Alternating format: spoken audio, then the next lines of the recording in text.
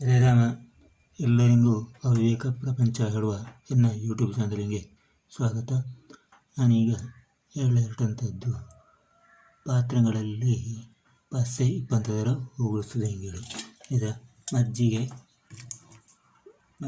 ಹಾಲು ಎಲ್ಲರಲ್ಲಿ ಪಸೆ ಹಿಡ್ಕೊಂಡಿರ್ತು, ಅದರ ಉಗುಳಿಸೋದು ಹೆಂಗೆ ಹೇಳಿ. ಹಳ್ಳಿಗಳಲ್ಲಿ ಆದರೆ ಅದಕ್ಕೆ ಮಸಿ ಇರ್ತು, ಅದರಲ್ಲಿ ತೊಡಲಾಗುತ್ತು, ಹಾಗೆ ಸಬೀನವು ಇರ್ತು.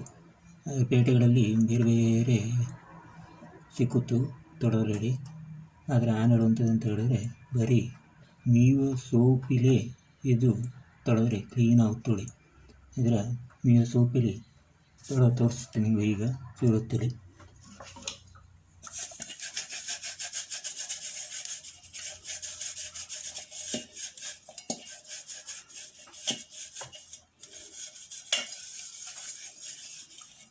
ತುಂಬ ಲಾಯಕಕ್ಕೆ ಪಸೆ ಹೋಗ್ತು, ಅದರ ತೊಳೆದು ಕ್ಲೀನ್ ಮಾಡಲಾಗುತ್ತು.